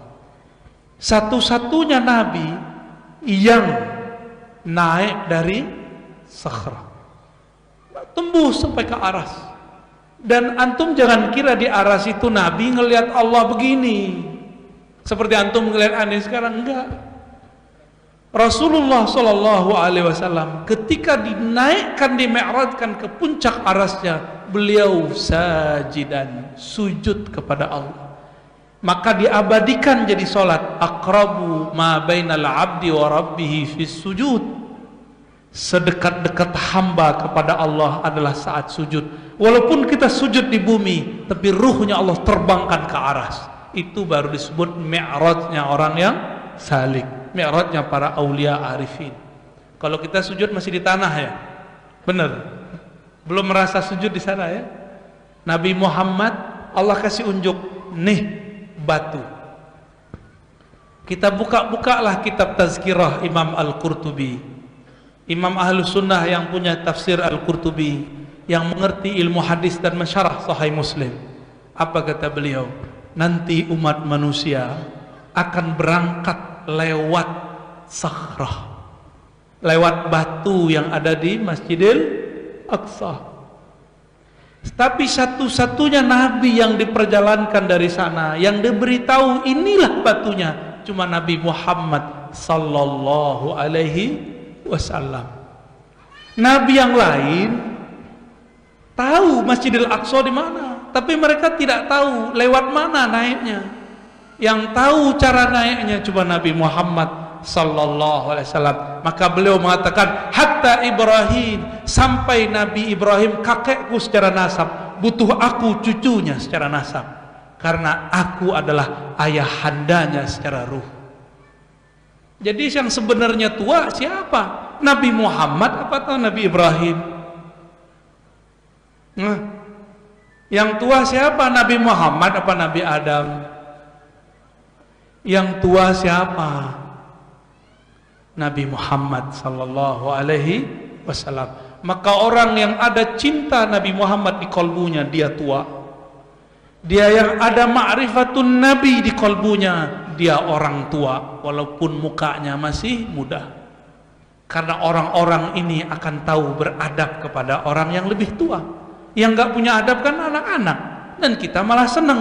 Kalau anak-anak beradab malah kita bingung. Ini makhluk apa nih? Ya. Jadi kalau anak-anak di masjid lari-lari itu biasa Pak. Tapi kalau bapak-bapak lari-lari di masjid, saya curiga. Kalau anak-anak guling-guling itu gak apa-apa. Tapi kalau seumuran beliau nih guling-guling, saya takut Pak. Ruqyah saya gak mempan nanti. Allahumma salli ala Sayyidina Muhammad. Maka bersalawatlah dengan salawat Al-Fatih. Allahumma salli ala Sayyidina Muhammad Al-Fatih Al-Khatim. Antum kalau ngafal yang panjang itu aja, Allahumma salli ala Sayyidina Muhammad Al-Fatih Al-Khatim wa ala alihi wa sallim. Udah selesai. Gampang kok salawat, gak usah panjang-panjang. Tapi kalau mau yang lengkap, yang dulu dikeluarkan oleh Imam Mahmud Al-Kurdi, kemudian diajarkan kembali oleh Sidi Ahmad Tijani. Apa lafaznya? Allahumma salli ala Sayyidina Muhammadin al-Fatih lima ughliq wal khatim lima sabaq nasiril haqqi bil haqqi wal hadi ila siratikal mustaqim wa ala alihi haqqa qadri wa miqdarihil azim. Yang enggak pernah nyantri susah ngapalnya. Udah, mau ngapalin sebentar enggak? Yang pendek aja. Ayo coba ikuti saya. Allahumma salli ala Sayyidina Muhammad Al-Fatih Al-Khatim wa ala alihi wa sallim. Ulangi. Allah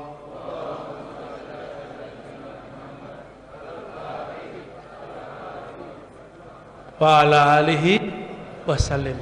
Waduh, hafalannya cepat sekali bagi. Ini berkahan tuh mana nih? Ya, coba setiap kali baca ayat begini hafalannya kan? 30 hari sudah 30 baris. Tapi inilah keberkahan maulid. Kita hafal karena cinta. Orang yang baca kalimat ini nanti dia dapat kunci syafaat Nabi sallallahu alaihi wasallam, karena dia menyebut salah satu sifat Nabi, Al-Fatih dan juga Al-Khatib. Jadi nanti walaupun Nabi Ibrahim itu nabi, kita lebih dulu masuk surga kalau kita ahli surga. Nabi mengatakan, aku dan umatku lah yang dahulu, tapi beliau kan nungguin umat terdahulu. Jadi kita masuk surga, Nabi belum masuk surga. Itulah ayahanda ruh. Ayah itu mau nggak makan, yang penting anaknya makan. Maka Nabi itu sibuknya bukan main hilir, mudi, timur, barat cari siapa yang dulu pernah sholawat kepadanya. Itu ada tanda di jidatnya. Siapa yang dulu ikut sunnah berwuduknya, nanti bercahaya tangan, mukanya, kakinya. Siapa yang dulu mandi wajib, ketika dia hadas besar, tubuhnya bercahaya. Nabi lihatin cepatnya, tapi karena beliau cahaya, semuanya cepat, semuanya terkendali. Nabi Muhammad SAW belum masuk surga, kita sudah masuk surga. Tapi pas masuk surga, dia sudah ada juga di dalam. Itu bingung tuh. Antum kalau nggak percaya nanti masuk aja surga ya. Nabi lagi sibuk ngurusin para nabi di luar, para umat terdahulu di luar. Tapi ketika kita masuk ke dalam di surga Firdaus ada beliau. Gimana ceritanya tuh? Apa kata Nabi? Inna lillahi ma'aitu rahmah. Allah punya 100 rahmat. 1 di dunia, 99 di akhirat. 99 di akhirat. Rahmat Allah. Rahmat. Coba kembali ke Quran. Wa ma arsalnaka illa rahmatan lil. Engkau itu aku utus adalah sebagai rahmat. Engkau itu rahmat, hai Muhammad. Jadi rahmat yang ada di 99, di 100 tingkat surga, itu rahmat Nabi Muhammad semua. Itu nur Nabi Muhammad semua. Maka orang ketika masuk surga, dia bingung, kok ada nur Nabi di dalam. Padahal Nabinya lagi urus umat terdahulu. Naik lagi ke makam berikutnya, surga yang di atasnya, ada lagi Nabi di situ. Tapi yang paling sempurna itu di bagian surga yang tertinggi. Maka Nabi mengatakan, "Idza sa'altumul jannata fas'alul firdaus." Jika kamu minta surga, mintalah Firdaus. Kenapa Firdaus? Di surga Firdaus ada nikmat di atas semua nikmat surga. Tapi sekali 500 tahun. Setiap pagi dan sore Allah memperlihatkan nurnya, cahayanya, sifat-sifat kesempurnaannya. Maka di saat itulah semua makhluk di surga yang ada di Firdaus, mereka lupa dengan nikmatnya istri yang banyak, mereka lupa dengan nikmat makanan yang lezat, mereka lupa dengan semua nikmat. Yang mereka lihat cuma Allah, pemilik surga, terpana. Mereka lupa dengan nikmat malam pertama, lupa semua tuh, lupa semua. Yang diingat cuma Allah. Berlalulah waktu pagi, masuk waktu duha, mereka tidak melihat lagi Nabi Muhammad, Allah Subhanahu wa Ta'ala. Tapi sehari semalam di sana, dari pagi sampai sore, 500 tahun di dunia. Berarti sekali 500 tahun kita bisa melihat wajah Allah di surga. Di surganya dihitung pagi sampai sore. Jadi pagi sampai sore di surga itu lamanya bukan main. Lamanya bukan main. 500 tahun. Sehari semalam dihitung 1000 tahun. Ada di sini yang umurnya 500 tahun. Ya, berarti ketemu dengan Syekh Abdul Somad ya. Ketemu dengan Kusyasi, Qurani, waduh, horor juga tuh orangnya. Mungkin mukanya udah nggak ada dagingnya kali ya. Terakhir, sahabat-sahabat, teman-teman yang melakukan Allah, pecinta Rasulullah Sallallahu Alaihi Wasallam. Karena mau mengenal Nabi itu tidak mungkin lewat buku, tidak mungkin lewat YouTube, tidak mungkin lewat lembaran-lembaran kertas. Maka Nabi memberikan jalan keluar. Apa kata beliau? Tuba liman ra'ani. Tuba liman ra'a, man ra'a, man ra'a. Sampai 7 kali Nabi ngomong. Beruntung yang memandangku, percaya kepadaku. Beruntung yang tidak memandangku, tapi memandang orang yang dulu pernah sempat memandangku. Abu Jahal memandang Nabi enggak? Abu Jahal? Enggak. Abu Jahal memandang Muhammad bin yang dia ingat Muhammad nasab, bukan Muhammad ruhani. Jadi kalau antum nih lihat, biasanya pesantren itu rame, orang luar yang isi. Orang kampung situ nggak rame. Kenapa? Orang kampung bilang, dulu main pasir samping rumah saya aja kan jadi kiai. Nggak percaya dia kalau orang itu bisa berubah. Dulu tawuran sama anak saya, gitu. Susah diterima. Ya. Makanya kita kalau naruh anak itu biasanya jauh-jauh, karena kita kurang percaya sama orang yang dulu mungkin maling rambutan kita. Sekarang jadi ulama. Karena kita tidak memandang Nabi secara fisik dan rohani, Maka pandanglah orang yang ketemu Nabi. Siapa? Sahabat? Sahabat Nabi ada nggak sekarang? Nggak ada. Terus gimana? Cari murid sahabat Nabi, tabi'in. Ada murid tabi'in? Nggak ada. Maka caranya gimana? Carilah orang yang bertemu tabi'in atau bertemu muridnya tabi'in atau murid sampai sekarang. Makanya para masyayikh kita mengajarkan al-musalsal bi ru'yatin Nabi. Ada musalsal, melihat Nabi, memandang Nabi. Musalsal itu artinya menirukan guru. Sebagaimana guru kita dulu menirukan gurunya. Maka berkatalah guru kami, Syekh Ahmad Marwazi, dulu aku memandang guruku Syekh Yasin Al-Fadani, dan guruku mengatakan, aku dulu memandang guruku Syekh Omar Hamdan. Aku mengatakan, guruku mengatakan, aku memandang guruku terus sampai kepada sahabat Nabi mengatakan, aku memandang Rasulullah sallallahu alaihi wasallam. Kita beruntung punya guru. Di samping saya ada murid-murid kiai-kiai, murid habaib. Ada Habib Umar gurunya, ada Kiai Zain Syukri gurunya, ada guru fulan-fulan. Mereka semua pernah memandang guru yang bersambung kepada Sang Maha Guru, baginda Nabi Muhammad sallallahu alaihi wasallam. Jika hanya melihat guru rasanya adem, apalagi melihat Sang Maha Guru. Maka nanti kalau kita mampu diizinkan Allah memandang nur wajahnya, kita tidak akan ada yang sanggup. Enggak ada yang sanggup. Abu Bakar itu enggak sanggup lihat wajah Nabi. Apa kata Abu Bakar? Setiap kali aku melihat wajahnya bercahaya. Enggak sanggup lewat Nabi sallallahu alaihi wasallam.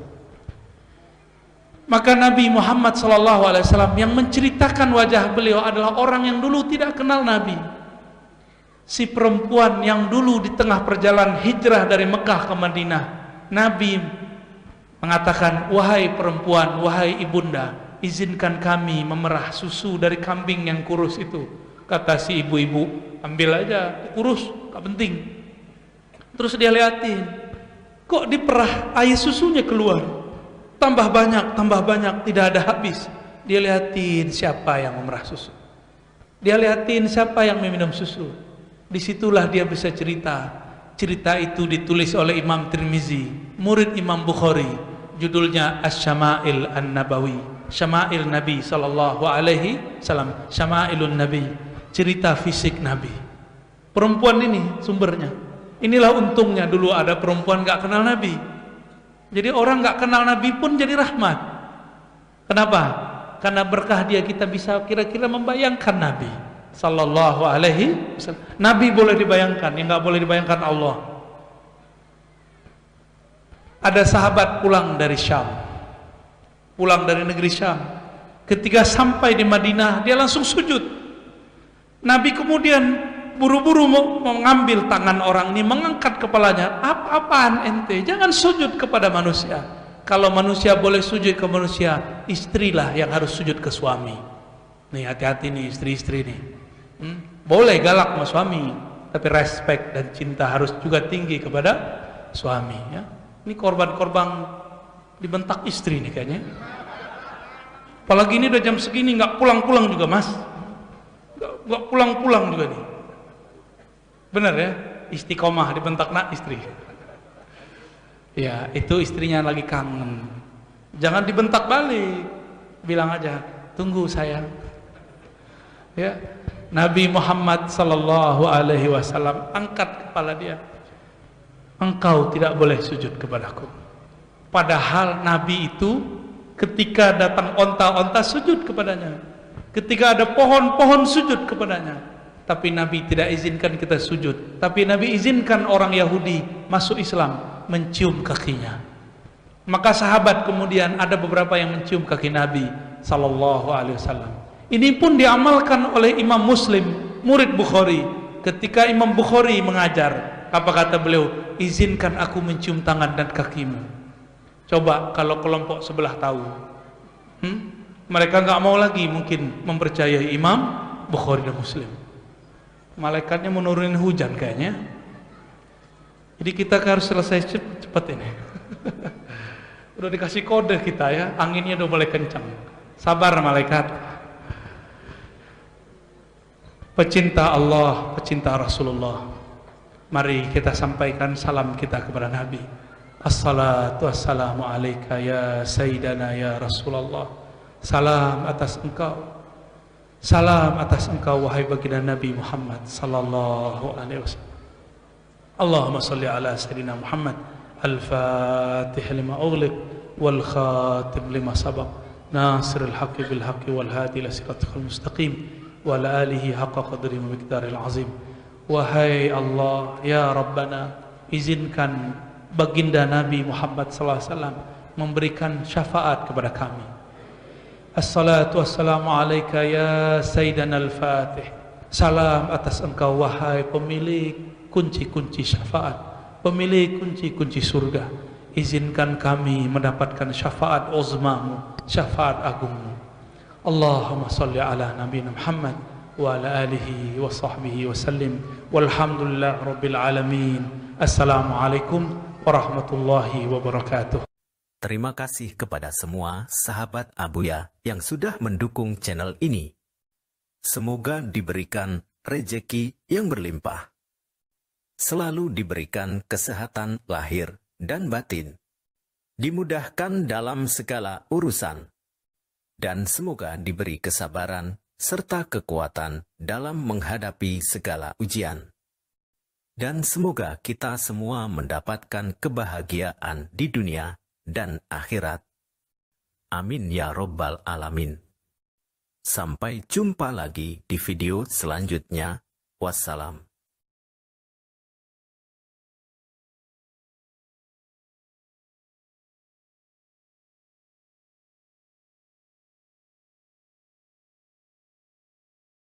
Itu jadi rendah ya. Jadi mudah terpedaya. Orang sakit sama Pak, karena pengen sembuh akhirnya bernyekutukan Allah Subhanahu wa ta'ala. Datanglah ke sana lalu melakukan apa yang disarankan si dukun iblis itu. Dia tidak baca doa, maka disitulah yang dikatakan Nabi, iblis alias Azazil menyertainya dalam melakukan hubungan suami istri. Hamillah perempuan, tapi itu bukan anaknya Syam'un. Zahirnya anaknya Sam'un, batinnya anak Azazil atau iblis. Azazil ini iblis yang dulu goda Nabi Adam Pak. Udah tua itu iblisnya. Namanya apa tadi? Azazil, cakep ya namanya. Jangan dikasih ke anak Pak ya. Azazil gelarnya iblis. Jadi dalam bahasa tertentu ada nama, ada gelar.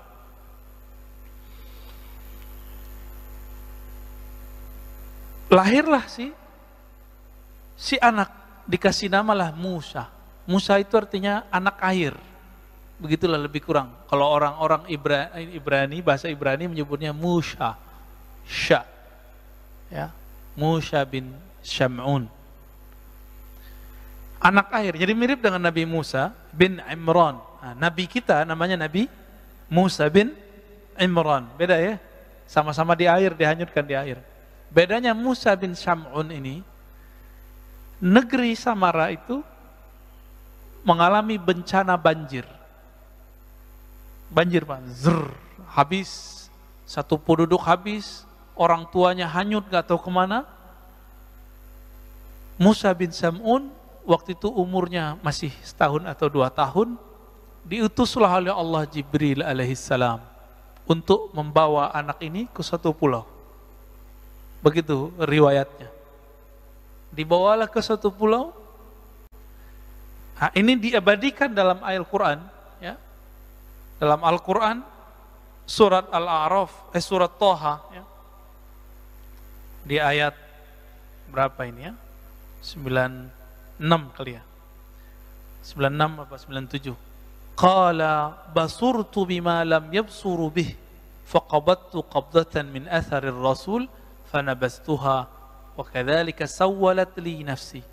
Apa kata Samiri? Nanti kan gelarnya Samiri. Ketika ditanya oleh Nabi Musa, ada apa dengan Musa Samiri? Kok kamu bisa bikin berhala bisa ngomong? Kata dia apa? Basurtu bima lam yabsuru bih. Aku dapat melihat yang mereka tidak bisa lihat. Nah, siapa yang dilihat oleh si Musa bin Sam'un al-Samiri? Jibril. Jadi Jibril alaihissalam diutus oleh Allah untuk mengajar dia. Ini persis seperti dulu ketika terjadi bencana alam semesta, kiamat pertama di bumi. Hancurlah itu karena kelompok jin Banul Jan, itu mereka menghancurkan bumi, Pak. Melakukan kerusakan, membunuh. Dulu jin itu, jin Banul Jan namanya, itu kelompok yang lebih tua dari iblis sekarang ini. Itu mereka di bumi bertubuh fisik, Pak, ada jasadnya. Melakukan kerusakan di muka bumi, maka Allah kiamatkan bumi. Kiamatnya kiamat kecil. Maka larilah mereka ke pohon-pohon, ke gunung-gunung, begitu di hadis riwayat Imam Al-Hakim. Larilah ke laut, larilah ke sungai, larilah ke gunung-gunung, larilah kalau yang bisa bersayap, lari ke awan. Bumi hancur, ya. Di saat itu terjadi banjir bandang juga di muka bumi. Allah utus juga Jibril untuk menyelamatkan anak jin namanya Azazil. Persis ceritanya. Ya, ini bukan dongeng loh Pak ya. Jangan antum tuduh aneh dongeng, ini kajian hadis, kajian riwayat. Tapi ada yang Israiliyat, ada yang tidak. Karena ini sumber cuma ada di Israiliyat, kita ambil Israiliyatnya. Ada yang tidak Israiliyatnya, ya, nanti yang hadis Abu Daud tadi. Maka Azazil ini yang mendidik siapa? Sama. Jibril juga diajarinlah zikir, berzikirlah dia. Berhasil naik langit 1, berhasil langit 2, itu ribuan tahun si Azazil berzikir. Sampai kemudian ke langit ke-7 dan diizinkan kemudian menjadi penjaga surga. Menjadilah dia selevel dengan malaikat. Si Azazil. Jadi mirip-mirip cerita Sunggokong ya? Beda Pak. Ya, cuma kalau ada mirip-mirip barangkali dulu emang ajaran-ajaran yang ada di China itu emang inspirasinya dari sini juga. Ya. Diizinkanlah Azazil memimpin ibadah ahli surga. Di belakangnya malaikat, dia di depan. Tinggi nggak tuh posisinya? Nah itu si Azazil. Yang dia kemudian punya anak-anak jasad namanya Musa atau alias Samiri, gelarnya Dajjal. Itu dia. Jadi orang itu ada nasab jasad, ada nasab batin. Ini nasab batinnya dia. Maka kalau menikah harus baca ya, belajar tuh doanya biar nanti gak kerasukan. Kerasukan tuh gak mesti kesurupan ya. Kerasukan setan ketika kita bersyahwat tapi tidak dengan nama Allah Subhanahu wa ta'ala. Pendek cerita, dibawalah Samiri, Musa bin Sam'un Samiri ke satu pulau, diajarkan dia. Itu Samiri, ini jarang riwayat menyebutkan. Dia itu susah jalan Pak. Jadi perkembangannya itu lamban. Maka di hadis Abu Daud, ini disebutkan ya, bahwa Samiri itu qasirun ya. Inna masihat dajjal rajulun qasirun afhaj ja'dun a'war matmusul ain laisa bina ti'atin wala jahra. Si Musa bin Sam'un alias Samiri al-Masihud Dajjal, dia matanya belean. Jadi bukan seperti yang diimajinasikan orang satu mata gitu ya. Bukan. Itu ilustrasi aja. Ilustrasi seniman. Matanya 2, cuma satunya belean Pak, atau belean enggak Pak? Ya. Dia itu sampai berapa tahun gak bisa jalan, tapi tetap diajarin oleh Jibril, diajarin zikir. Nah, matanya itu belean dua-duanya. Ketika umurnya 7 atau 10 tahun, itu matanya satu kebuka, satu bagian kiri. Yang kanannya masih tertutup sampai saat ini. Gitu. Jadi ini tuh kayak ada yang nempel terus di sini tuh. Di mata dia. Dan itu permanen, nggak bisa diapa-apain. Nah, berkat zikir-zikir yang diajarkan oleh Jibril alaihissalam, maka saktilah itu si Musa bin Sam'un alias Samiri. Maka dia mampu melihat yang tidak bisa dilihat orang awam. Ini ayatnya ya. Qala basurtu bima lam yabsuru. Aku mampu lihat yang mereka tidak lihat. Apa yang dia lihat? Dalam tafsir Ibnu Katsir, kemudian di Bidayah wa Nihayah dikatakan, Ra'aitu Jibril. Aku melihat malaikat Jibril. Ini dalilnya nih. Dan ini bukan cocok logi Pak, emang begitu. Di pulau itu kemudian dia menjadi dewasa, tapi seperti yang dikatakan tadi, jangan dibayangkan Dajjal itu gede badannya. Enggak, tapi dia keker Pak. Rajulun qasirun. Laki-laki yang pendek. Pendek dia. Cebol kali ya orang nyebutnya.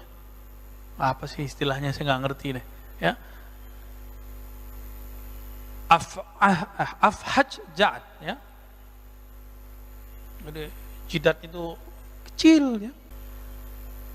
Lalu kemudian karena kesaktiannya itu dengan nama-nama Allah yang Allah kasih. Jadi Jibril itu memberikan ajaran, harapannya si Samiri ini bisa menjadi hamba Allah. Tapi ternyata nggak berhasil. Di pulau itu siapa yang lewat dia bunuh, ada binatang dia bunuh, memang sadis.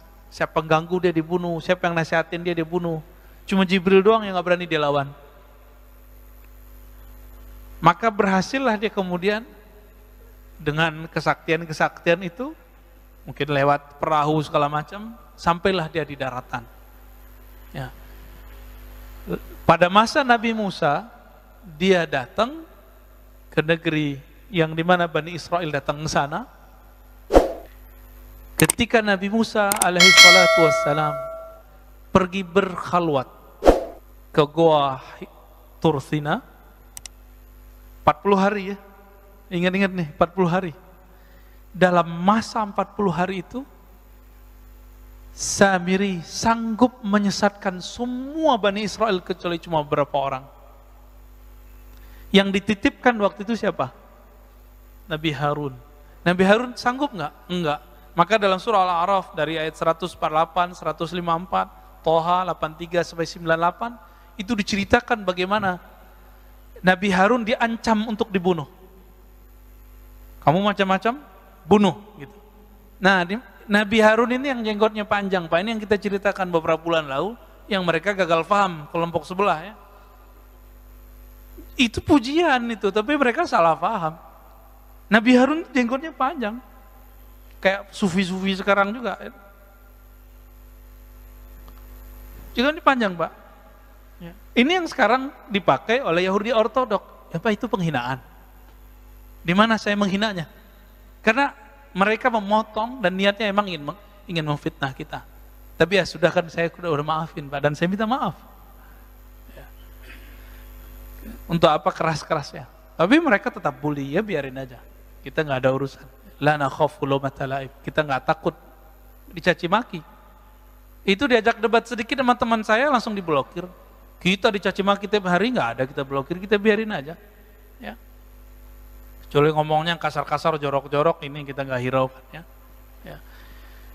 Ini udah muncul nih. Ini hati-hati Pak ya. Di dalam diri kita ada sisi apa? Binatang ternak, ada sisi sifat binatang buas. Kalau ada orang, kalau lagi tengkar, ngomong jorok itu di dirinya lebih dominan sifat binatang ternak. Ngerendahin orang, cari makan lu gitu ya. Mau terkenal lu gitu. Ya. Nggak fitnah, nggak makan. Nah ini tanda isi perutnya cari makan, cari makan, cari makan. Jadi dia kalau mandang orang ceramah, dikira cari makan. Emang kita nggak punya kerjaan, ya. Emang kita pengangguran, dituduh-tuduh begitu. Ini karena karakter itu. Bapak jalan nih, ngelihat ada orang laki perempuan jalan Pak. Terus kita mikir, wah habis mojok nih. Otak kita yang jorok Pak. Otak kita jorok, kita tuduhkan kepada orang. Jadi sebenarnya kita lagi membaca diri sendiri. Nah, hati-hati di situ ya. Kalau karakternya buas, ini cari lawan terus. Kata-katanya kasar, anjing lu, ya, bunuh lu. Tuh kalimat-kalimat begitu. Kalau bahasanya dominan syaitan di dalam dirinya, bahasanya pakai dalil-dalil, tapi habis itu diplesetin, dalil plesetin. Teks-teks, hujah-hujah, kitab-kitab digunakan untuk mencaci maki. Nauzubillah min dzalik. Kita dari dulu dicaci maki, kita biasa aja. Cuma mengatakan seperti itu jadi ramai. Ya sudahlah ya. Maka teman-teman para pejuang Ahlus Sunnah, gak usah khawatir kalau di fitnah-fitnah itu biasa aja. Ya. Nah, ini bagian dari fitnatut Dajjal. Teman-teman yang melakukan Allah. Lalu Nabi Harun yang jenggotnya panjang, yang sekarang dilestarikan oleh Yahudi Ortodoks, ya. Berarti bagus dong jenggot ini. Bagus sebenarnya. Itu kemudian ditarik jenggotnya oleh Nabi Musa. Itu ada di surah Al-A'raf itu ya. Apa kemudian kata Nabi Harun? Ya. Wahai Musa, aku diancam bunuh oleh mereka. Nah, memang dari dulu ngancam-ngancam bunuh nih. Turunan-turunan mereka nih Pak. Ini gayanya begitu. Ayak tulu nih ya. Mereka ngancamku dengan pembunuhan. Ini gayanya dari dulu. Maka Nabi Harun pun tidak berdaya. Maka Nabi Musa alaihissalam memerintahkan kepada mereka untuk tobatnya dengan bunuh diri. Nah, coba perhatiin. Yang syirik tobatnya bunuh diri. Giliran datang ke Samiri, apa kata beliau? Ma khatbuka ya Samiri. Fama khatbuka ya Samiri. Begitu dalam surat Taha. Kok giliran ke Samiri ngomongnya lembut-lembut amat? Karena Nabi Musa faham yang punya hak mengalahkan Samiri bukanlah beliau, tapi umat Nabi Muhammad SAW lewat tangan Nabi Isa alaihissalatu wassalam. Oh, berarti siapa yang membunuh Samiri? Nabi Isa. Ini ceritanya di situ Pak. Karena Samiri tahu ajalnya ada di tangan Nabi Isa. Oke, berarti kan? Karena Samiri sadar bahwa ajalnya ada di tangan Nabi Isa, maka dia membuatlah penipuan, konspirasi pertama terhadap Nabi Isa. Itulah terjadi pembunuhan terhadap sosok yang mirip dengan Nabi Isa. Jadi dia nyamar jadi murid Nabi Isa. Kenapa? Karena dia tahu dalam suratan takdir yang diperlihatkan oleh Allah melalui Jibril, yang membunuh kamu nanti adalah Al-Masih Isa. Dia ingin membunuh Nabi Isa karena ingin merubah jalan takdirnya. Itu Pak. Jadi yang coba-coba merubah jalan takdir ya pengikut Samiri. Jangan coba-coba. Mirip-mirip ya. Orang-orang yang menentang jalan takdirnya, inilah Samiri. Berhasil nggak dia? Ketika dia menjebak Nabi Isa, berhasil nggak dia? Dia nggak berhasil. Yang dibunuh, yang disalib siapa? Dalam tradisi kita loh ya, riwayat kita, Yudas Iskariot. Meskipun dalam agama Nasrani, itu yang disalib tetap Nabi Isa. Nah itu urusan perbedaan faham lah ya. Namanya beda agama ya, beda faham. Beda mazhab aja beda faham, masa beda agama nggak boleh beda faham ya. Nah ini versi kita loh ya, versi kita. Bahwa Nabi Isa tidak disalib. Nah, ayatnya kan jelas ya. Innama syubbiha, sesungguhnya hanya diserupakan dengannya. Ya. Diserupakan dengan Nabi Isa. Wa ma salabuhu, mereka tidaklah menyalib Nabi Isa, tapi hanya diserupakan. Nah itu mainannya sih Samiri. Ini otaknya cerdas. Sekelas Nabi Isa bisa dijebak, maka murid Nabi Isa cuma 11. Inilah yang disebut Hawari.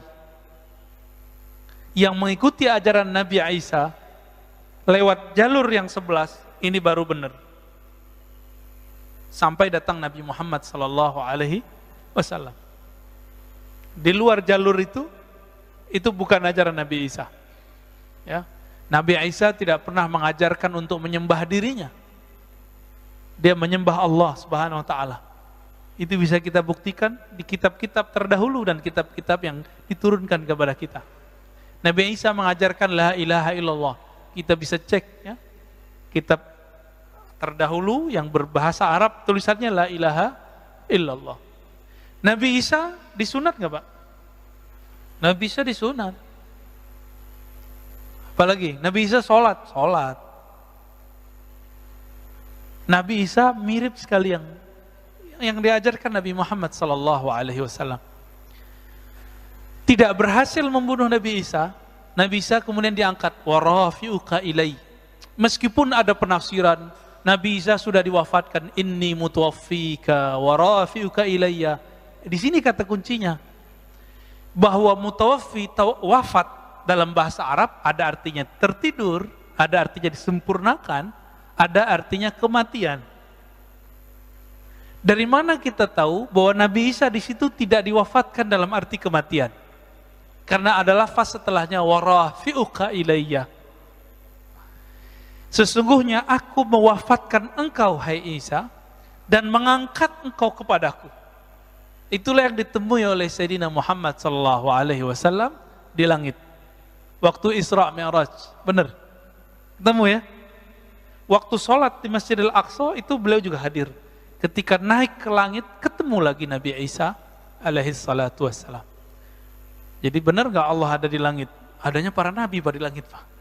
Lihat hadis Mi'raj, dalam Sahih Bukhari ada 5 riwayat berbeda-beda versi.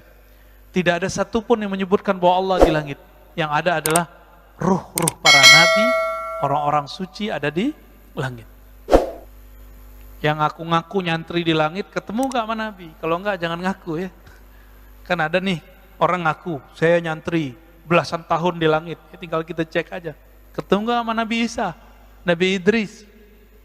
Karena syaitan gak bisa menyerupakan diri dengan para nabi. Karena dalam diri para nabi itu ada nur kenabian, nur Muhammad sallallahu alaihi wasallam.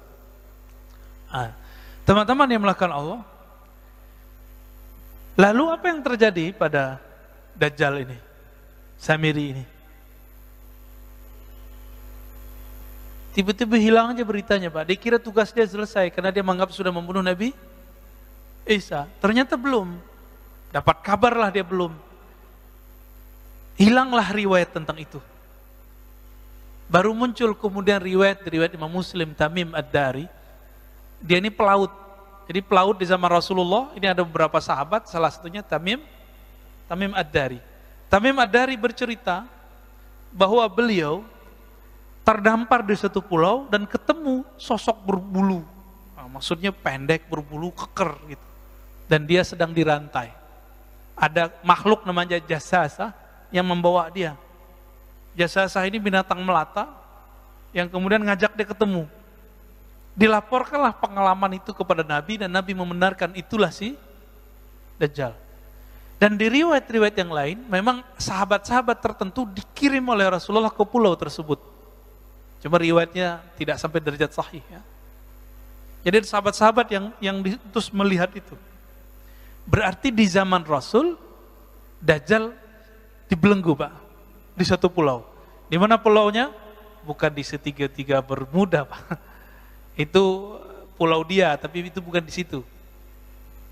Pulau dia Pak, tapi bukan di situ ya. Jangan cocok logi. Tapi namanya kok Bermuda Pak, kayak bahasa Melayu ya. Bermuda.